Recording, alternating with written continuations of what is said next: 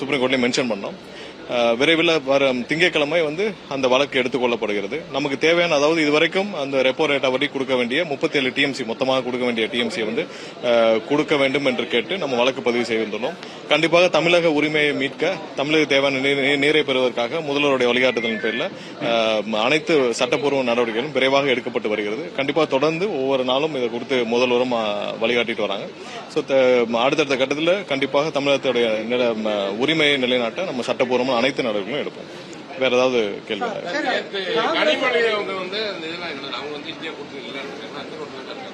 இல்ல, அவங்க ஆல்ரெடி முன்னாடி பாஜகவோட மறைமுக கூட்டணியில் இருந்தாங்க. இப்ப நேரடியாக கூட்டணியில் இருக்காங்க. ஒரு எம்எல்ஏ அனிதா ராதாகிருஷ்ணன் சொல்றாரு திருச்சி சிவா விரைவில் கேபினெட் அமைச்சர் ஆவான்னு. சோ அப்பவே புரிஞ்சிருச்சு இவங்க எல்லாம் பேச்சுவார்த்தையை முடித்து விட்டு அடுத்த கட்டத்துக்கு நகர்ந்து விட்டாருன்னு. அதே நேரத்தில் அவங்களுடைய முன்னாள் எம்பி திரு கனிமொழி சோமு அவர்கள் சொல்றாங்க நிரந்தர எதிரியும் இல்லை நண்பரும் இல்லைன்னு. அதே வந்து பாரதிய ஜனதா கட்சியோடைய ஒரு தலைவர்னு சொல்றாங்க திருமதி வானதி சீனிவாசன் சொல்றாங்க நிரந்தர நண்பரும் இல்லை, அரசியல் நிரந்தர எதிரியும் இல்லைன்னு. அப்ப அவங்க கிட்டத்தட்ட 2001 சிச்சுவேஷனுக்கு வந்துட்டாங்க. திமுகவும் எப்படி வந்து பாரதிய ஜனதா கட்சிக்கு முதல்ல திமுக தமிழகத்தில் மிகப்பெரிய அங்கீகாரத்தை பெற்றுக் கொடுத்த திமுக இன்று மீண்டும் வந்து அவங்களுடைய குடும்பத்தை, சொத்துக்களை காப்பாற்ற, குடும்பத்தில் இந்த வழக்குகள் எல்லாம் அனைத்திலிருந்து காப்பாற்றிக் கொள்ள பாரதிய ஜனதா கூட நேரடியாக கூட்டணி வைக்க தயாராகி விட்டாங்களும் தெரியுது. இன்னைக்கு நேற்று வந்து இதுவரைக்கும் இந்தியா கூட்டணியில் யாரும் போகாத நிலையில திமுக எம்பிக்கள் மட்டும், இதுதான் நாங்க முன்னாடி சொல்லிருக்கோம். டீலிமிட்டேஷன்ல அவங்க வந்து ஏப்ரல் மாதம் எடுத்த முடிவுல இதுவரைக்கும் தெளிவா நாங்கள் எதிர்த்து வாக்களிப்போன்ற ஒரு வார்த்தை திமுக சைடுல இருந்து வரல. நம்ம தீர்மானத்துக்கு ஆதரிச்சிருக்காங்க. ஆனால் நாடாளுமன்றத்தில் இந்த டீலிமிட்டேஷன் சம்பந்தமாக மசோதா வந்தால் இதுவரை நாங்கள் எதிர்த்து வாக்களிப்போம் என்ற ஒரு வார்த்தை சொல்லவில்லை. ஏன்னா அன்னைக்கு நீங்க ஆளுங்கட்சியாக ஏப்ரலுக்கும் இப்போக்கும் என்ன மாறி இருக்கு? அப்ப ஆளுங்கட்சியா இருந்தாங்க, இன்னைக்கு ஆட்சி இல்லை. அதனால பிரச்சனை, கேஸ் எல்லாத்திலையும் மக்களிடம் கொள்ளையடித்த பணங்களை காப்பாற்ற இன்னைக்கு ஒன்றிய அரசோட உதவி தேவை. அது ஒண்ணுக்காக அவர்களை காப்பாற்றிக் கொள்ள இன்னைக்கு வந்து முழுவதுமாக முன்னாடி எப்படி தமிழகத்துடைய அனைத்து நலன்களையும் அடமானம் வச்சாங்களோ இன்னைக்கு அதே மாதிரி அவர்களும் போய் அடிமை திமுக வந்து டெல்லியில அடிமையாக, கொத்தடிமையாக சரண்டர் ஆயிட்டாங்கன்னா சொல்லுங்க.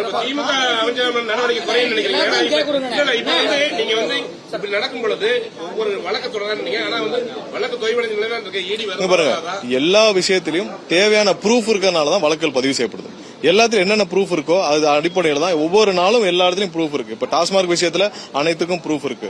எல்லாத்திலும் ப்ரூஃப் இருக்கனால தான் இப்ப டிஎன்இபில இருந்து வழக்குகள் பதிவு செய்யப்பட்டிருக்கு. எல்லாத்துக்கும் ப்ரூஃப் இருக்கு. எல்லாத்துக்கும் டெண்டர் இருக்கு, டாக்குமெண்ட் இருக்கு, வயலேஷன்ஸ் இருக்கு. வயலேஷனால தமிழக அரசுக்கு எவ்வளவு இழப்பு இருக்குன்னு சொல்லி எல்லாத்தையும் கணக்கிட்டு போட்டு தான் போகுது.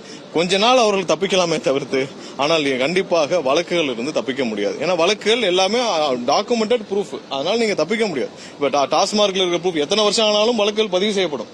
ஏன்னா அதுல வந்து நீங்க எவ்வளவு தூரம் பார்ட்டி ஃபண்ட் வாங்கிருக்கீங்க, எவ்வளவு பார்ட்டி ஃபண்ட் வாங்கிருக்கீங்க, என்னென்ன மாதிரி டிரான்சாக்சன் நடந்திருக்கு, எல்லாமே ஆன் ரெக்கார்ட், ஆன் ப்ரூஃபா இருக்கு. இப்ப நேற்று வந்து நிதியமைச்சர் அவங்க கேட்டாங்க 15,000 கோடி எப்படி வந்துச்சுன்னு. 15,000 கோடிக்கு அவர் ஒரு விளக்கம் கொடுத்தார். என்ன எக்ஸைஸ்ல பாட்டிலுக்கு இவங்க வந்து எவ்வளவு 10 ரூபா வாங்கினாங்க, அதை நாங்க புள்ள கொண்டு வந்திருக்கோம். அதே நேரத்தில் ஃபேன்சி நம்பருக்கு கொடுக்க வேண்டிய முன்னாடி எப்படி போயிட்டு இருக்கு எல்லாம் தெரியும். நீங்க செக்ரட்டரி இருக்கிற எல்லா பத்திரிகையாலும் தெரியும். ஃபேன்சி நம்பர் எப்படி போகும்? முன்னாடி இங்க போய் ஒரு பணத்தை கொடுத்து, டெய்லி பணத்தை கொடுத்து, அதுக்கான உள்ள ஒரு பார்ட்டி ஃபண்டை கொடுத்து ஃபேன்சி நம்பர் வாங்குவாங்க.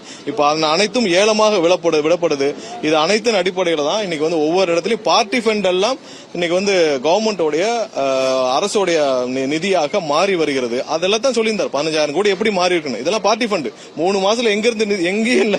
இப்ப ஃபேன்சி நம்பர்ஸ் எல்லாம் முன்னாடி போக்குவரத்துல ஃபேன்சி நம்பர்ஸ் ஒரு நாளைக்கு எத்தனை 100 நம்பர்ஸ் போகும். அத்தனை நம்பர்ஸும் முன்னாடி எப்படி போயிட்டு இருந்துச்சு எல்லாம் உலகத்துக்கே தெரியும். அது வந்து இன்னைக்கு ஏலத்தில் விடப்படுது, அரசுக்கு வருவாயாக வருது. சோ அது மாதிரிதான் இன்னைக்கு வந்து எல்லா பணங்களும் பார்ட்டி ஃபண்ட் எல்லாம் இன்னைக்கு வந்து அரசுடைய வருமானமா வந்துட்டு இருக்கு. எல்லாம் அதே மாதிரி தான் மாறிட்டு இருக்கு. இவர்கள் தவறு செய்தவர் யாரும் தப்பிக்க முடியாது. கனிமொழி வந்து நான் வந்து டீ பார்ட்டிக்கெல்லாம் போல, பாராளுமன்றத்துல எங்களோட சீட் சேஞ்ச் பத்தி பேச போனோம், நாங்க டீ பார்ட்டில கலந்துக்கல. ஏன் அவங்களுக்கு வந்து டீ பார்ட்டி நடக்குதுன்னு சகோதரி கனிமொழி அவங்களுக்கு தெரியாதா? ஏன்னா அது அங்கதான் போய் பேசணுமா? ஏன் அதுக்கு கடிதம் கொடுக்கலாம், கடிதத்தை கொடுத்து வலியுறுத்தலாம். அதுக்கு நிறைய நேரங்கள் இருக்கு. அது நீங்க சீட்டு சேஞ்ச் வந்து கடைசி நாள் தான் போய் சொல்லுவீங்களா? பார்லிமெண்ட் முடிஞ்சு கடைசி நாள் தான் போய் சீட்டு சேஞ்ச் போய் சொல்லுவீங்களா? ஏன் முதல்ல இடையில போய் சொல்ல முடியாதா? இதெல்லாம் சும்மா காரணங்கள். இதெல்லாம் வந்து அவர்கள் வந்து தானாக முன் வந்து எப்படி உங்களுக்கு ஏதாவது பிரச்சனைனா உடனே சென்று கச்சத்தீவை அடமானம் வச்சு காலையில விழுந்து சர்க்காரிய கமிஷன் அனைத்துல இருந்து தப்பிக்க அன்னைக்கு கருணாநிதி முடிவு செஞ்சார். அது மாதிரி ஒவ்வொரு நேரத்திலும் தமிழக நல்லவேளை அவங்க இப்ப கவர்மெண்ட்ல இருந்தா மொத்தமா எல்லாத்தையும் அடமானம் வச்சுட்டு அடுத்த வேலையை பார்க்க போயிருப்பாங்க. எப்பெல்லாம் அவர்களுக்கு பிரச்சனை வருதோ கொஞ்சம் கூட கூச்சமே இல்லாமல் டெல்லியில போய் சாட்சாசமா போய் காலில் விழுகிறதா திமுக வேலை. அது இன்னைக்கும் செஞ்சுட்டு இருக்காங்க. அது அவங்களை காப்பாற்ற செய்யறாங்க. சோ அது அவங்களுடைய நேற்றும் ஒரு எச்சல பதிவு விட்டிருக்காரு. டென்மார்க் தூதரகத்தை நான் வந்து தமிழ்நாடு முதலீடு சார்பாக பேசியிருக்கேன். ஏற்கனவே சட்டசபை விளக்கம் கொடுத்த பிறகு அவர் வந்து நிதியமைச்சர்கிட்ட தமிழ்நாடு அரசின் நிதி நிலைமை தொடர்பாக பேச சொல்லியிருக்காரு. தொடர்ந்து அவர் தமிழ்நாடு அரசின் பிரதிநிதியாக இல்ல அவரு தமிழகத்துக்கு சார்பாக அவர் வந்து எம்பியா பேசியிருப்பாரு. தமிழக அரசு சார்பாக வர்றது எம்பியா பேசிருப்பாரு. வேற ஏதாவது ஆமா இல்ல அடுத்த வாரம் தமிழகத்துல நடக்குது. எல்லாமே வந்து ஆஸ் பர் எல்லாம் பேசி ஷெட்யூல்டு படி தான் நம்ம எல்லாம் கொடுத்த தேதி படி தான் டெல்லி ஷெட்யூல் படி தான் நடக்குது. அடுத்த வாரம் இங்க மாமல்லபுரத்துல நடக்குது. அது இன்னும் வந்து ப்ராப்பரான ஷெட்யூல் வரல. பட் எல்லாம் ஆல்ரெடி திட்டமிட்டபடி சவுத் ஜோன் எல்லா சிஎம்ஓடி மீட்டிங்கும் நடக்கு. இங்க தான் இல்ல அதாவது இந்த நிறுவனங்கள் எல்லாம் தமிழகத்துல முதலீடு செய்ய காத்துக்கிட்டு இருந்தவங்க.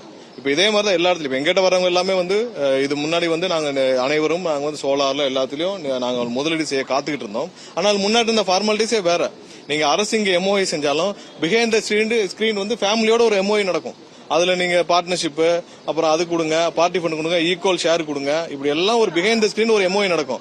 இந்த எம்ஓஐக்கு பயந்து தான் பெரிய கம்பெனிஸ் எதுவும் முதலீடு வரவில்லை. இவங்களுக்கு தேவையான இவங்க ஃபண்டே வர்றதுக்கு தான் இப்ப லூலு மால் இந்த மாதிரி ஏதாவது போய் ஒண்ணுக்கும் தெரியாத ஒரு கம்பெனியை கொண்டு வந்து இதெல்லாம் வந்து ஒரு லூலு மால் மாதிரி சூப்பர் ஒரு பெரிய ஷாப்பிங் காம்ப்ளெக்ஸ் திறக்கிறதுக்கு இவங்க போய் இன்வெஸ்ட்மெண்டா நினைச்சு இவங்க கொண்டு வந்தாங்க.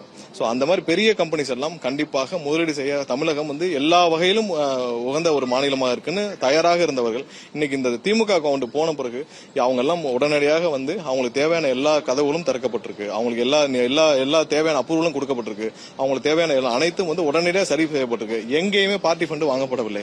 எங்கேயுமே அவங்களுக்கு பிஹைண்ட் த ஸ்கிரீன் குடும்பத்தோட உட்காந்து ஒரு எம்ஓ எல்லாம் சைன் பண்ணல. முன்னாடி சைன் பண்றது ஒண்ணு பின்னாடி சைன் பண்றது ஒண்ணுலாம் கிடையாது.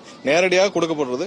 இவர்கள் அதே காரணம் தான் ஒவ்வொருத்தரும் இன்னைக்கு வந்து தானாக வந்து இன்னைக்கு வந்து முன் வந்து இன்னைக்கு வந்து முதலீடு செஞ்சுட்டு வராங்க. அதாவது முதல்வர் வந்து முதல் நாளே பதவியேற்கப்ப தெளிவா சொல்லிட்டார். எந்த விஷயத்திலும் பின்னால் அதாவது முகத்துல கட்சி பொத்திட்டு போய் யாரையும் பார்க்க வேண்டிய அவசியம் இல்லை. இல்ல யாருக்கும் மறைஞ்சு ஒரு உறவை வைக்க வேண்டிய அவசியம் இல்லை. டெல்லியோடையோ யாரிடமோ யார்கிட்ட பேசினோம் அது வெளிப்படையாக இருக்கும். அது தமிழக நலனுக்காக மட்டுமே இருக்கும் தெளிவா சொல்லிட்டார். இது நாளை நடக்க போறது பத்தி இதுவரை எந்த முடிவும் எடுக்கப்படவில்லை. ஆனால் அதே நேரத்தில் என்னைக்கும் வந்து எந்த விதத்திலும் தமிழக நலனை காம்ப்ரமைஸ் பண்ணோ இல்ல பிஹைண்ட் தி ஸ்கிரீனோ எதுவும் இருக்காது. நாளைக்கு இதுவரைக்கும் அந்த மாதிரி முடிவுகள் இல்லை. கல்லூரி மாணவர் கொலை செய்யப்பட்ட விஷயத்துல போதைப் பொருள் புகார் அளித்த காரணத்தினால அவர் கொலை செய்யப்பட்டார். பாருங்க, போதை மருந்துகள் கடந்த 5 வருஷமா எவ்வளவு தூரம் தமிழகம் முழுவதும் சர்க்குலேஷன் இருக்குன்னு தெரியும்.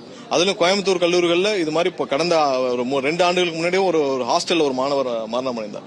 நிறைய புகார்கள் உங்களுக்கு எல்லாம் தெரியும். போதை மருந்துகள் எவ்வளவு தூரம் சர்க்குலேஷன் இருக்கு. அது போதை மாத்திரைகள், சிந்தட்டிக் ட்ரக்ஸ் எல்லா இடத்துலயும் மெத்தப்பட்ட எல்லாம் இருக்குன்னு தெரியும். கடுமையான நடவடிக்கை எடுக்கப்படுது. ஆனா இந்த விஷயத்துல அவர் மாணவருக்குள்ள ஏற்பட்ட தகராறு, அவர் வந்து அந்த கல்லூரி நிர்வாகம் வந்து அந்த சம்பந்தப்பட்ட மாணவரை பரீட்சை எழுதுக்கு மட்டும் அலோவ் பண்ணிருக்காங்க. அவர் நண்பர் வீட்டுல இருந்திருக்காரு. அவருக்குள்ள ஏற்பட்ட தகராறு, ஏன்னா அது சீனியர் ஜூனியர் தகராறு இருந்திருக்கு.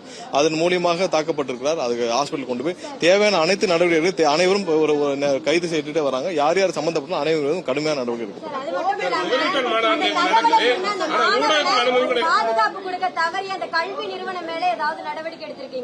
இல்ல இங்க பாருங்க, கல்வி நிறுவனம் எங்கெங்கெல்லாம் தவறு நடந்திருக்கோ யார் யார் மேலும் இதுல காரணமாக இருந்தாலோ தவறு இருந்தாலோ கண்டிப்பாக நடவடிக்கை எடுக்கப்படும்.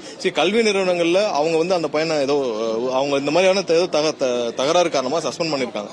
சோ அதுக்கப்புறம் பரீட்சை எழுத அனுமதிச்சிருக்காங்க. சோ அதுல அவர்கள் தரப்பு விளக்கங்களை காவல்துறை ஏற்கனவே ஆராய்ஞ்சிட்டு கேட்டுட்டு வராங்க. பட் இந்த சம்பவத்தில் யார் யார் சம்பந்தப்பட்ட அனைவர் மீதும் வழக்கு பதிவு செய்யப்பட்டிருக்கு. தொடர்ந்து கைது செய்யப்பட்டு வராங்க. ஒரு சில பேர் வந்து தேடிட்டு இருக்காங்க.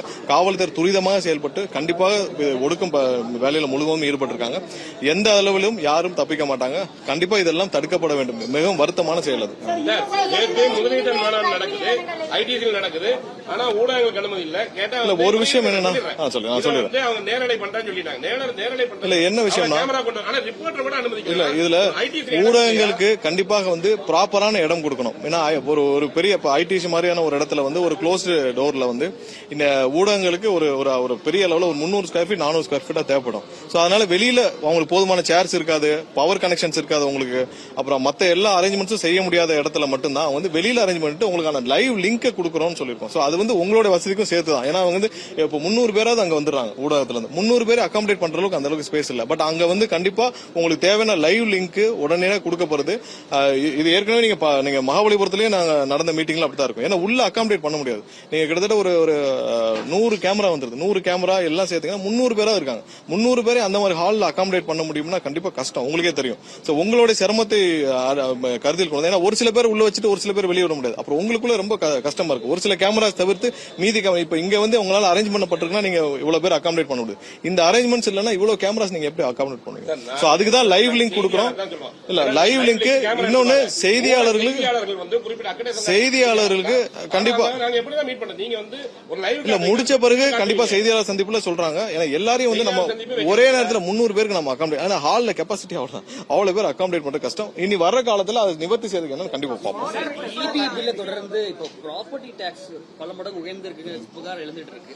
இல்ல இதுலயும் ராங் பப்ளிசிட்டி தான் டிஎம்கே பண்ணிட்டு இருக்காங்க. ப்ராப்பர்ட்டி டாக்ஸ்ல அவங்க தெளிவா சொல்லிருக்காங்க என்னன்னா யாரெல்லாம் வந்து குறைந்த அளவுல அசஸ்மெண்ட்ல ப்ராப்ளம் இருக்கு. இப்ப மதுரையில என்ன ப்ராப்ளம் இருக்கு எல்லாம் சொல்றோம். ப்ராப்பர்ட்டி டாக்ஸ் அசஸ்மெண்ட்ஸ்ல நீங்க சரியா பண்ணாம பணம் வாங்கி கொண்டு ஊழல் செஞ்சு பல 100 கோடி முறைகேடு செஞ்சு ராங் அசஸ்மெண்ட் பண்ணி அவங்களுக்கு எல்லாம் வந்து ப்ராப்பர்ட்டி டாக்ஸ்ல பதிவு செஞ்சிருக்காங்க. அதே மாதிரி சென்னையில ரீஅசஸ்மெண்ட் பண்ணிட்டு இருக்காங்க நிறைய இடத்துல. இப்ப 20,000க்கும் மேற்பட்ட கமர்ஷியல் பில்டிங்ஸ்க்கு வந்து கமர்ஷியல் பில்டிங்ஸ்க்கு வயலேஷன் 1 லட்சம் 10 லட்சம் கட்ட வேண்டிய இடத்துல அவங்களுக்கு 1 லட்சம் தான் அவங்களுக்கு மார்க் பண்ணி வச்சிருக்காங்க. இதுக்கு முன்னாடி காலங்களில் யாரும் அங்க இருந்தவங்க எல்லாம் வந்து கவுன்சிலர் எல்லாம் சேர்ந்து பல இடத்துல முறைகேடுகள் செய்து அரசுக்கு பெரிய அளவுல இழப்பீடு இருக்கு. இது வந்து மதுரையில பெரிய உதாரணம். அதுக்கப்புறம் சென்னையில ஒரு சில இடத்துல அவங்க கண்டுபிடிச்சிருக்காங்க. அவர்களுக்கும் நோட்டீஸ் அமைச்சிருக்காங்க. இப்ப பெரிய அபார்ட்மெண்ட்ஸ் இருக்கும், ஒரு 500 பேர் இருக்க அபார்ட்மெண்ட்ஸ்ல நீங்க ஒரு 2 வீடு மட்டும் பதிவு செஞ்சுட்டு மீதி வீடுகள் பதிவு செய்யாமல் அதுக்கு ப்ராப்பர்ட்டி டாக்ஸ் பதிஞ்சிருப்பாங்க. சோ இந்த மாதிரி இடத்துல திரும்ப ரீஅசஸ்மெண்ட் பண்றதுக்கான ப்ராசஸ் தான் தவிர்த்து எந்த இடத்திலும் ப்ராப்பர்ட்டி டாக்ஸ் உயர்த்தப்படவில்லை. அவங்களுக்கான ரீஅசஸ்மெண்ட் 1 லட்சம் ஸ்கொயர் ஃபீட் கட்டினவங்களுக்கு 1000 ஸ்கொயர் ஃபீட் மட்டும் வரி கட்டினா எப்படி? சோ அதனால அது வந்து நிறைய முறைகேடுகள் கடந்த 5 வருடங்களாக திமுக ஆட்சி காலத்துல எல்லா பெரும்பாலான மாநகராட்சியில இது நடந்திருக்கு. முக்கியமா மதுரையில இதனாலதான் வந்து ஒரு மேயருடைய கணவரும் கைது செய்யப்பட்டார். பல மண்டல தலைவர்கள் ரிசைன் பண்ணாங்க. இப்போ நம்ம ரீஅசஸ்மெண்ட் பண்ணிட்டு இருக்கோம். மதுரையில கம்ப்ளீட்டா ரீஅசஸ்மெண்ட் பண்ணிட்டு இருக்கோம். சோ இங்க அதுக்கான நோட்டீஸ் தான் கொடுத்தாங்களே தவிர்த்து ப்ராப்பர்ட்டி டாக்ஸ் உயர்த்தப்படவில்லை. தவறான தகவல் அதையும் வந்து இப்ப இது தவறா புரிஞ்சுக்கிட்டதுனால அதையும் ஹோல்டுல போட்டிருக்காங்க. இது ரீஅசஸ்மெண்ட் தான் பண்ணாங்க. நாடாளுமன்ற கூட்டத்தொடர் முடிவில் பிரியங்கா காந்தியும் தேநீர் விருந்தில் கலந்துக்கிட்டாங்க டிசம்பர் மாதம். அப்ப அது கூட்டணின்னு சொல்ல முடியாது. இப்ப நீங்க கனிமொழி இல்ல திமுகவுடைய ஸ்டாண்ட் உங்களுக்கு எல்லாருக்குமே தெரியும். திமுக என்ன பண்றாங்க? இப்ப நாங்க சிம்பிளா கேட்கல, டீலிமிட்டேஷன்ல எதிர்த்து வாக்களிப்போம் ஒரே ஒருத்தர், ஏன்னா எல்லாரும் மியூட்ல இருக்காங்க, ஒரே ஒருத்தர். அப்புறம் இல்லாமல் எதுக்கு வந்து அனிதா ராதாகிருஷ்ணன் எங்க திருச்சி சிவா மினிஸ்டர் ஆக போறாங்க, அது யாராவது மறுத்து இல்லன்னு சொன்னாங்களா? யாராவது வந்து இல்ல திருச்சி சிவாலா மினிஸ்டர் ஆக மாட்டான்னு சொன்னாங்களா? சோ இதுல கோர்ஸ் ஆஃப் நீங்க அது உள்ள நடந்த உரையாடல் இல்லாமல் ஒரு எம்எல்ஏ வந்து வெளியில சொல்வாரா? சோ அது திருச்சி சிவாவது மறுத்திருக்கணும். இல்ல நான் அப்படிலாம் இல்ல, நாங்கள் என்றும் பாஜகவுடன் கூட்டணியில் இருக்க முடியும் திருச்சி சிவாவது மறுத்தாரா? யாருமே மறுக்கல. மறுக்காத பட்சத்தில் கண்டிப்பாக இது புரிந்து கொள்ள வேண்டிய விஷயம் தான். இவங்க ஏற்கனவே 2001 அப்படித்தான் இருந்தாங்க. அவர்களை காப்பாற்றுக்குள்ள என்ன வேணும் செய்வாங்க, அதுதான் முடிவெடுத்திருக்காங்க, வேற ஒன்றும் இல்லை. தீர்மானத்திற்கு ஆதரவாக வாக்களிச்சதும் நாடாளுமன்றத்தில் அவர்கள் போய் எத்தனை இடத்துல அவர்கள் 2 நிலைப்பாடு எடுத்திருக்காங்க. இங்க ஒண்ணு பேசுவாங்க. காவேரி விஷயத்துல 71ல கருணாநிதி அவர்கள் என்ன சொன்னாரு? நீங்க எல்லாம் ஐயா மூப்பனார் அவர்கள் அப்ப இருந்த விவசாய சங்கங்கள் எல்லாம் சேர்ந்த போட்ட மனுவை நீங்க வாபஸ் வாங்க, அரசு சார்பாக நாங்க ஒரு வழக்கு பதிவு செய்யப்படும், நாங்க அந்த 74 கான்ட்ராக்ட புதுப்பிச்சுக்கிறோம், நாங்க அடுத்த 50 வருஷம் எக்ஸ்டெண்ட் பண்ணிக்கிறோம் வாக்குறுதி கொடுத்து தானே 71 இதை வந்து கேஸ வாபஸ் வாங்க வச்சாரு. அப்புறம் என்ன பண்ணாரு? அப்புறம் தனியாக டெல்லியில போய் காலில் விழுந்து கச்சத்தீவையும் சேர்த்து அடமானம் வச்சு காவேரியும் தவறு விட்டதுன்னா அந்த கேஸை கொண்டு வந்து முடிக்கிறதுக்கே கிட்டத்தட்ட 30 வருஷம் ஆச்சு. சோ அதெல்லாம் அவர்கள் செய்த தவறுக்கெல்லாம் அவர்கள் என்னைக்கு இப்படியும் பேசுவாங்க, அப்புறம் கண்கள் பணிக்கிறதுன்னு சொல்லி ஒரே நாள்ல மாத்திட்டு போயிட்டே இருப்பாங்க. நன்றி.